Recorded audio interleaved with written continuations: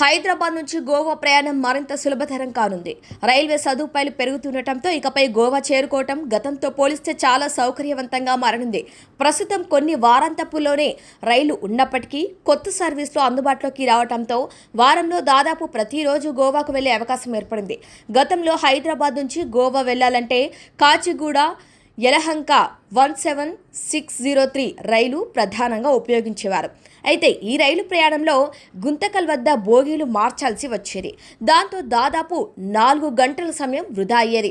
ఆ తర్వాత 2024 అక్టోబర్లో సికింద్రాబాద్ వాస్కోడిగామా 17039 నేరుగా గోవా వరకు వెళ్లే సర్వీస్ ప్రారంభమైంది.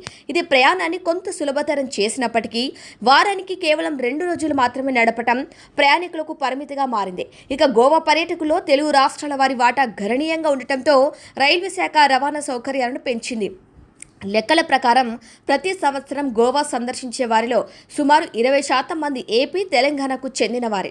ఈ నేపథ్యంలో పెరుగుతున్న రద్దీకి అనుగుణంగా కొత్త రైళ్లను ప్రవేశపెట్టారు. ప్రస్తుతం సికింద్రాబాద్ నుంచి వాస్కోడిగామాకు నేరుగా వెళ్లే రైలు బుధ, శుక్రవారాల్లో అందుబాటులో ఉంది. అదనంగా బెళగావి మార్గం మీదుగా నడిచే పలు ఎక్స్ప్రెస్ రైలు కూడా గోవాకు చేరుకోవడానికి ఉపయోగపడుతున్నాయి. సోమ, గురు, శని రోజుల్లో నడిచే రైళ్ల ద్వారా లోంటా స్టేషన్ వరకు చేరుకొని అక్కడి నుంచి రోడ్డు మార్గంలో గోవా చేరుకోవచ్చు. అలాగే మంగళవారం ప్రత్యేకంగా మరో రైలు సర్వీస్ కూడా అందుబాటులోకి ఉంటుంది.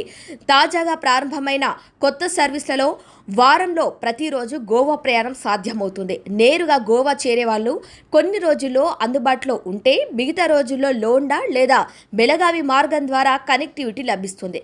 అక్కడి నుంచి ప్రైవేట్ వాహనాల ద్వారా గోవా చేరుకోవచ్చు. తిరుగు ప్రయాణానికి కూడా ఇదే విధంగా పలు రైళ్లు అందుబాటులో ఉన్నాయి.